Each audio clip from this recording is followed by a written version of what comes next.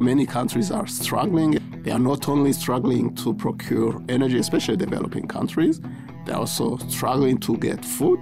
They are struggling to pay their debt. They don't have the financial space to be able to absorb this crisis. Hello, this is the Weekly Tradecast, a podcast brought to you by UNCTAD, the UN's trade and development body. I'm Sarah Toms. We're exploring how major events are shaping trade and development and how that affects billions of people around the world. This week, we're looking at global energy prices. The war in Ukraine and disruptions in the energy supply chain have sent prices soaring and accelerated a global cost of living crisis. But unusually warm weather this winter and efforts by many countries to stockpile gas from other sources have brought some respite. Still, the direction of energy prices this year is far from certain. Joining me now for more is Janvier Nkurunziza, head of the commodities branch at UNCTAD. He's also a keen jogger and almost always climbs the stairs to reach his office on the 9th floor. Yeah, thank you, Sarah. If we mean European countries, we are probably out of the worst of the crisis for now. Energy prices are so volatile that things can become difficult again. Without warning, I would say. Nobody had really predicted this crisis. But if we're talking about developing countries that were priced out of the energy markets, the picture is not the same depending on the countries or regions we're talking about. Yes, for maybe European countries, but for many developing countries, they are still having serious problems. So how much worse is it for developing countries then? You know, current energy prices are still, let's say, oil prices, for example, they are 4 times higher than where they were before, let's say, COVID. I mentioned COVID because things really started with COVID. The war in Ukraine just came to compound an already difficult situation. Gas prices are about 3 times higher now than they were about 2 years ago. So many countries are struggling to procure gas, to procure oil. It is a very serious problem. And the problem is compounded not just by the prices, but also by a financial crisis, which is hitting those countries, food crisis, which is hitting. This volatility is there, and there are many factors explaining it. It's not just one, and that is another complication. The first factor, of course, is geopolitical, the war in Ukraine. Let's not forget that Russia is one of the biggest exporters of oil and gas. Right. That is one. The second thing is climate change. For example, look at countries that depend a lot on hydropower. When there are droughts, this country is going to procure other sources of energy from the world market. So this can affect what prices. The other factor is finance. So many countries are struggling because there is this polycrisis. They are not only struggling to procure energy, especially developing countries, they're also struggling to get food. They are struggling to pay their debt. Now we are talking of a new debt crisis. So they don't have the financial space to be able to absorb this crisis. So is there any hope that consumers will see lower prices anytime soon? I think here we're mostly talking about European countries. So Europe, when they did the bids to buy gas, prices were high, extremely high. So they bought natural gas at very high prices.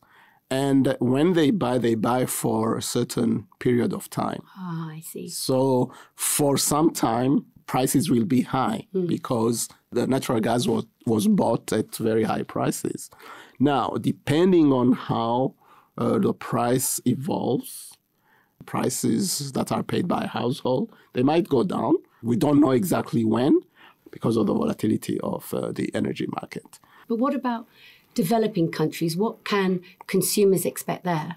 Developing countries don't have this policy space. I know many countries where people cannot afford to buy petrol for their cars, where petrol is not available, okay?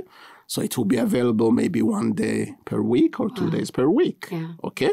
So because these countries don't have, even if petrol might be available, they don't have the money to actually procure this petrol to cover all their needs. This is because at the same time, they are also struggling to procure food. Maybe some of them are privileging food over energy. They're using huge amounts of their resources to reimburse their debts. So they are really, that's the notion of polycrisis. They are really struggling at different fronts.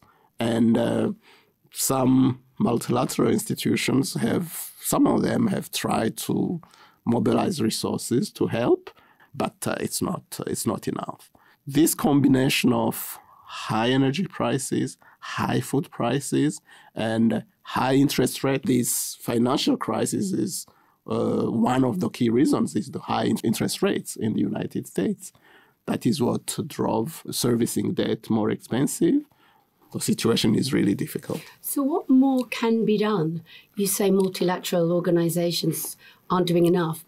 For me, I would advocate more resources for relevant multilateral institutions and easy to mobilize, easy to access. And when I say multilaterals, it's mostly World Bank, it's IMF, probably regional banks to some extent, like the African Development Bank, Asian Development Bank, or Inter-American Development Bank. Countries need resources, basically. Another solution is probably to suspend debt repayment until things improve. So a kind of moratorium on debt repayments.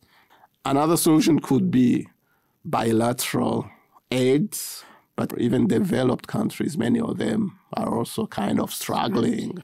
What effect is the crisis having on the pursuit of cleaner energy initiatives then, and also on government policies around energy security? We have seen some countries really going backwards on their pledges towards climate change. Some countries that had made pledges to kind of phase out the use of coal, for example, now they have gone back just to use coal because they wanted to bridge the gap due to the recent crisis. We have also seen countries that have, especially in Europe, that said, okay, this crisis kind of got us unprepared. Maybe it's the time to really increase our energy security. So I think it had strengthened the drive of these countries to really invest, will also at the same time ensure their energy security. These same countries think the solution to this kind of crisis is really investing in green sources of energy, wind, solar, because this will be managed at the country level. And hopefully, maybe in the next 10 years, we'll see a big, big difference in terms of huge investments in green energy in the region. Well, that's some positive news, Janvier. And it's also, to me, a global cooperation issue. Because if we want to fight against climate change, I think we need to share more. We need to especially address more the needs of developing countries, because global warming is a global problem.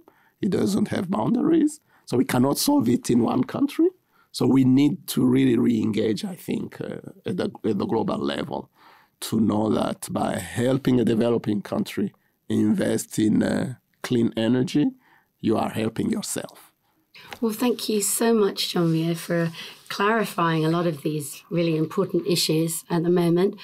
That was UNCTAD Janvier Nkurunziza, who was this week's guest. Tune into the Weekly Tradecast next week and every week for more insights on the most pressing issues around the world of trade and development.